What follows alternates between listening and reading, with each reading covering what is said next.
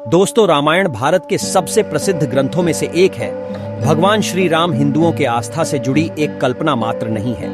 महर्षि वाल्मीकि द्वारा रामायण में भगवान राम की संपूर्ण जानकारी लिखी गई है, लेकिन कुछ लोग भगवान के होने पर ही सवाल उठाते हैं और रामायण को केवल कहानियों से भरी एक किताब मानते हैं। लेकिन आज हम आपके सामने इसके सत्य होने के सबूतों को आपको बताएंगे, जिन्हें देखकर आप खुद इस निर्णय पर पहुंच जाएंगे कि रामायण में वर्णित घटनाएं कोई काल्पनिक रचनाएं नहीं, बल्कि सच्ची घटनाएं थीं। श्रीलंका के इंटरनेशनल रामायण रिसर्च सेंटर ने रामायण से जुड़े ऐसे स्थल ढूंढ लिए हैं जिनका पुरातात्विक और ऐतिहासिक महत्व है और जिनका रामायण में भी उल्लेख मिलता है। नमस्कार दोस्तों, आपका स्वागत है मेरे YouTube चैनल पर। ऐसे वीडियो देखने के लिए मेरे चैनल को सब्सक्राइब करें और वीडियो को लाइक करें और शेयर करें। अगर आप भी हिंदू हैं और भगवान श्री राम को मानते हैं तो राम राम लिखें और मेरे चैनल को सब्सक्राइब करें। रामायण और राम अधिकाल से लोगों के भक्ति भावना का केंद्र बने हुए हैं। रामायण के अनुसार भगवान श्री राम ने अधर्मी रावण को मारकर एक कुशल राष्ट्र और धर्म की स्थापना की थी। जैसे इस धरती पर बहुत से लोगों की अंध आस्था श्री राम के प्रति झलकती है,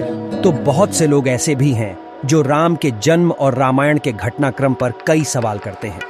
उन्हें रामायण काल के कुछ अद्भुत कथाएं काफी आश्चर्य करती हैं और इन पर विश्वास नहीं कर पाते हैं। तो चलिए आपको रामायण के सबूत बताता हूं। 1. रावण का महल। लंकापति रावण के महल के अवशेष आज भी श्रीलंका में मौजूद है। यह वही महल है जिसमें रावण अपनी पटरानी मंदोदरी के साथ निवास करता था। इस महल को पवन पुत्र हनुमान जी ने अपने पूंछ से रावण की इस विशाल सोने की लंका को जला दिया था। इस जले हुए महल के अवशेष आज देखे जा सकते हैं। 2. पानी में तैरने वाले पत्थर। राम सेतु पुल के पत्थर पानी पर तैरते थे। सुनामी के बाद रामेश्वरम के उन पत्थरों में से कुछ जमीन पर आ गए थे। रामायण के इन सबूतों को जानने के बाद आपको यकीन हो ही गया होगा कि रामायण के जिंदा सबूत आज भी इस धरती पर उपलब्ध है। शोधकर्ताओं के अनुसार राम सेतु को बनाने के लिए विशेष प्रकार के पत्थर का इस्तेमाल किया गया था, जिसे विज्ञान की भाषा में प्यूमाई स्टोन कहते हैं। शोधकर्ताओं ने जब इन पत्थरों को पानी में फेंका तो वह तैर रहे थे, जबकि दूसरे पत्थर पानी में डूब जाते थे। आपको बता दे कि आज भी कई साधु संतों के पास तैरने वाले इस पत्थर मौजूद हैं। 3. हनुमान गढ़ी। माना जाता है कि श्री राम की प्रतीक्षा हनुमान जी इसी स्थल पर करते थे। रामायण के अनुसार जब सीता माता का अपहरण हुआ था तो राम जी की मुलाकात हनुमान जी से हुई। यह एक प्राचीन हनुमान मंदिर है जिसे हनुमान गढ़ी के नाम से जाना जाता है। 4. रामायण कालीन हवाई अड्डे। श्रीलंका की रामायण अनुसंधान टीम ने रावण के रामायण कालीन 4 हवाई अड्डे खोजने का दावा किया है। श्रीलंका की श्री रामायण रिसर्च कमेटी के अनुसार रावण के 4 हवाई अड्डे थे। उनके 4 हवाई अड्डों के नाम कुछ इस तरह है: उसानगोड़ा, गुरुलोपोथा, तोतुपोलाकंदा और वारियापोला। इन 4 में से एक उसानगोड़ा हवाई अड्डा नष्ट हो गया था। कमेटी के अनुसार सीता की तलाश में जब हनुमान जी लंका पहुंचे तो लंका दहन में रावण का उसानगोड़ा हवाई अड्डा नष्ट हो गया था। उसानगोड़ा हवाई अड्डे को स्वयं रावण निजी तौर पर इस्तेमाल करता था। 5. द्रोणागिरी पर्वत। रामायण के कथा में उल्लेख किया गया है कि लक्ष्मण और मेघनाथ के युद्ध में मेघनाथ के बाण से लक्ष्मण मूर्छित हो गए थे। तब राजवैद्य सुरोण के उपाय के अनुसार द्रोणागिरी पर्वत से संजीवनी बूटी लाना था।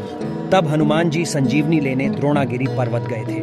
उन्हें संजीवनी की पहचान नहीं थी तो उन्होंने पूरा पर्वत ले जाने का निर्णय लिया, जिसमें से संजीवनी बूटी निकालकर लक्ष्मण के प्राण की रक्षा की गई। लक्ष्मण जी के ठीक होने के बाद हनुमान जी ने द्रोणागिरी पर्वत उसी स्थान पर रख दिया। यह पर्वत आज भी श्रीलंका में मौजूद है और जब वैज्ञानिकों ने इस पर्वत पर रिसर्च की तो पता चला कि इस पर्वत पर वही जड़ी बूटियां मौजूद है जो सिर्फ हिमालय पर्वत पर ही पाई जाती है। 6. लेपाक्षी मंदिर। सीता हरण के बाद रावण माता सीता को जिस मार्ग से लंका ले जा रहे थे, उस मार्ग पर राम भक्त जटायु ने रावण को रोकने के लिए युद्ध किया, लेकिन रावण ने जटायु के दोनों पंख काट के उन्हें गंभीर रूप से घायल कर दिया, जिसके बाद वो घायल अवस्था में श्री राम के सामने गिरे और उनकी गोद में ही अपने प्राण त्याग दिए। जिस स्थल पर जटायु गिरे वहां लेपाक्षी मंदिर का निर्माण किया गया। यह मंदिर आज भी आंध्र प्रदेश में देखा जा सकता है। 7. पंचवटी। दोस्तों, जब राम, सीता और लक्ष्मण वनवास के लिए अयोध्या छोड़कर गए थे तो उन्होंने यहीं पर झोपड़ी बनाकर अपना वनवास पूरा किया था और साथ में यहीं पर लक्ष्मण ने शूर्पणखा का नाक भी काटा था। यह पंचवटी तपोवन आज भी नासिक में स्थित है और यहीं पर सीता गुफा नाम से एक गुफा भी मौजूद है। मान्यता है कि जब राम, लक्ष्मण और सीता वनवास के लिए निकले थे तो वह नासिक पंचवटी जंगल में रहते थे। इस जंगल में लक्ष्मण ने रावण की बहन सुपनखा की नाक काट दिए थे। यह पंचवटी वन आज भी नासिक में है। 8. कोणेश्वरम मंदिर। जैसा कि आप सभी जानते हैं कि रावण भगवान शिव की पूजा करता था और इसीलिए उसने भगवान शिव के लिए इस मंदिर का निर्माण भी कराया था। आपको बता दें कि यह दुनिया का इकलौता ऐसा मंदिर है जहां भगवान शिव से ज्यादा उनके भक्त रावण की आकृतियां बनी हुई है। बता दें कि इस मंदिर में बनी एक आकृति में रावण के 10 सिरों को दिखाया गया है।